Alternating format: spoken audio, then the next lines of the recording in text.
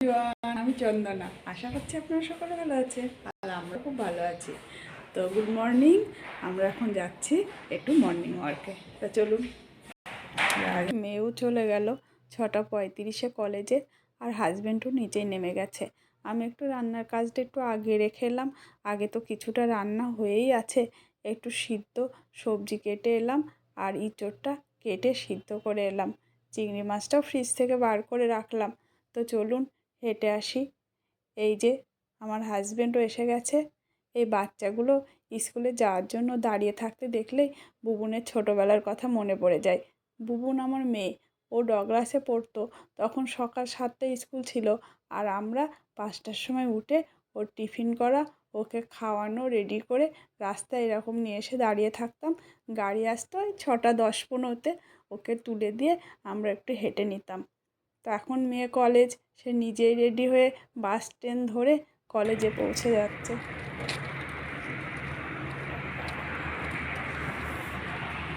প্রচণ্ড ঠান্ডা, প্রচণ্ড। এই যে রয়্যাল পার্ক, লোকনাথ বাবার মন্দির। চলুন একটু প্রণাম সেরে নিই। জয় বাবা লোকনাথ, সবাইকে ভালো রেখো বাবা। জয় বাবা। এই রাস্তা দিয়ে যাচ্ছি তো আপনাদের ভালো করে দেখাতে পারলাম না। সময় করে একদিন আপনাদের ঘুরিয়ে দেখাবো। চলুন আমরা যাব আমবাগান বলে একটা স্টপেজ আছে, সেই পর্যন্ত যাব।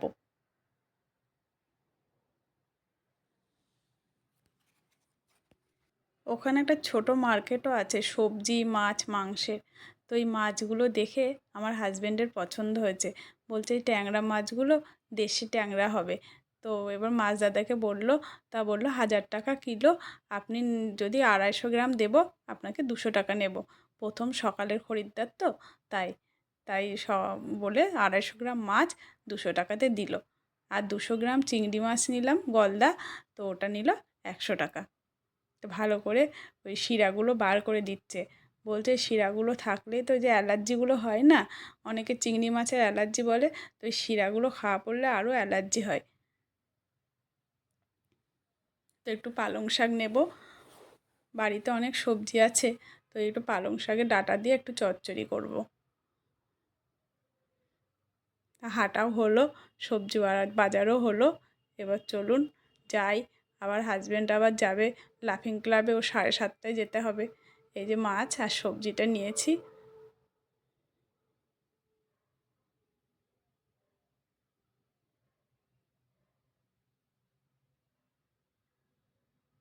এখানে ডাবের দোকানটা রয়েছে, একটু জিজ্ঞাসা করলাম।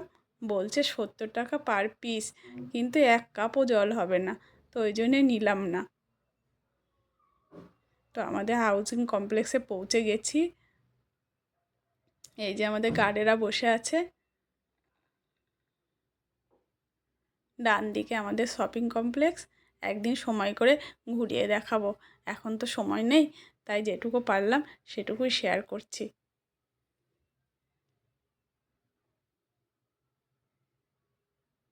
ওই যে আমার হাজব্যান্ড যাচ্ছে।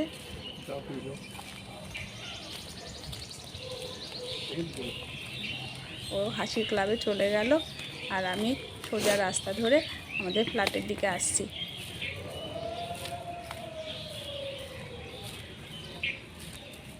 এই যে ডান দিকে আমাদের পূজা মণ্ডপ। এখানে অনেক রকম অনুষ্ঠানও হয়, আর আমাদের যে মেনটেনেন্স চার্জ নেয় সেই অফিসটাও এখানে। তো দেখুন কি সুন্দর ফুল গাছগুলো। চলুন একটু তাড়াহুড়ো করে ফুল গাছগুলো একটু আপনাদের দেখাই। আমি তো সব ফুল গাছের নাম জানি না। দেখুন ডালিয়াগুলো সবগুলো ফুটলে আরও ভালো লাগবে। ডালিয়াগুলো খুব সুন্দর হয়েছে। তো আমাদের গত 2 বছর ধরে আমাদের কল্যাণী এক্সপ্রেসওয়ে যেটা হচ্ছে, ওর জন্য আমাদের ফ্ল্যাটগুলো সব নিচু হয়ে গেছে। যার জন্য জল জমার জন্য বেশি করে মালি গাছ করতে পারছে না। তো এবছর একটু জলের সমস্যাটা কমেছে, তাই মালি এবছর মন দিয়ে ফুল গাছ চাষ করেছে। কি সুন্দর লাগছে না বলুন? আরও ফুল হবে। এখনও মালির যেখানে ওর নার্সারি আছে সেখানে অনেক চারা আছে, সেগুলো এখনও রেডি হয়নি। হলে পুরো এই মাঠ ভোর ফুল হয়ে যাবে। এই দেখুন ছোট গাছে কি সুন্দর সবেদা হয়েছে।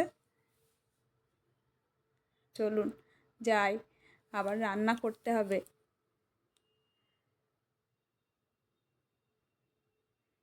এখন বাজে 7:30। আমার হাজব্যান্ড লাফিং ক্লাবে গেল আর আমি এবার ঘরে উঠব। এসেও গেছি।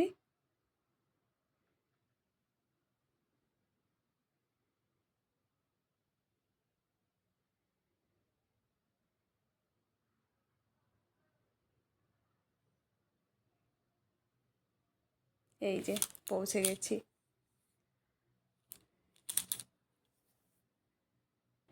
পেপার দিয়ে গেছে, থালাটা খুলে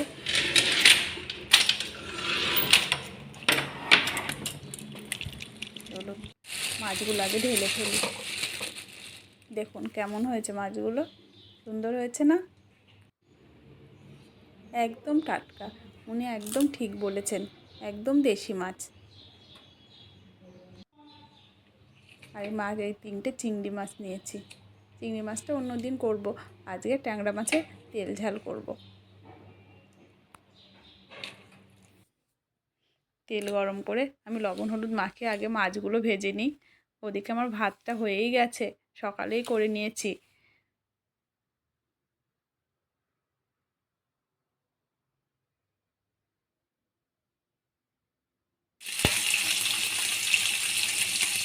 একটু মশলা রেডি করে নিই। পেঁয়াজ কলি আর আলুটাও ভাজতে বসিয়ে দিয়েছি, এটাও ভাজা হয়ে গেছে। চলুন একটা কাঁচা লঙ্কা নিজের ঘরের গাছের থেকে তুলে নিয়ে আসি। আমি ভেবেছি মাছটাতে একটা ভালো টাটকা লঙ্কা দেব। মাছটা এত ভালো, লঙ্কাটা দিলে আরও স্বাদ হবে। আমার হাজবেন্ড বলছে তুললে কেন? একটু পোস্ত, একটু সর্ষে, একটু লঙ্কার গুঁড়ো দিয়ে দিলাম, দিয়ে বেটে নিলাম, কালো জিরে ফোড়ন দিয়ে দিলাম। এবার এটা বাটনাটা এইভাবে আমি সেঁকে দেব।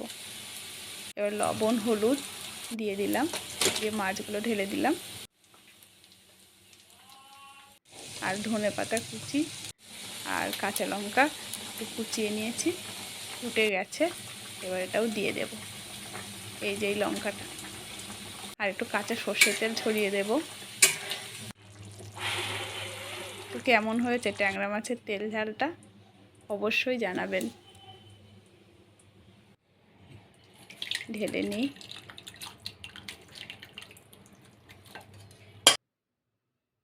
এই যে চিংড়ি মাছটাও ভেজে নিই। আমি বের করে গিয়েছিলাম আর সিদ্ধ করে গিয়েছিলাম ইঁচড়টা। এই তেলের ওপর শুকনো লঙ্কা তেজপাতা ফোড়ন দিয়ে পেঁয়াজ কুচি দিয়ে এবার ঢেলে দিলাম। সিদ্ধ ইঁচড় আর আলুটা একসঙ্গে ভালো করে ভেজে নেব। আমি একটু হলুদ দিয়েই সিদ্ধ করেছিলাম, তাহলে কালারটাও আরও সুন্দর হয় আর কষটাও থাকে না। মোচা এঁচড় এগুলোর একটা আলাদা কষ আছে, এগুলো সব সময় হলুদ দিয়ে সিদ্ধ করলে ভালো হয়। আর আমি আদা জিরে শুকনো লঙ্কা আর রসুন পেঁয়াজ একসঙ্গে বেটে নিয়েছি, দিয়ে কষাতে দিয়ে দিলাম। ভালো করে কষিয়ে নেব। ওদিকে একটু জল গরম করে নিয়েছি, চিংড়ি মাছগুলো দিয়ে আরও আরেকবার কষিয়ে নেব। এবার গরম জলটা ঢেলে দেব, দিয়ে ভালো করে সব সিদ্ধ হয়ে গেলে একটু গরম মশলা ছড়িয়ে দেব, এই যে দিয়ে নামিয়ে নেব। তো আজকের ব্লগটা এখানেই শেষ করছি।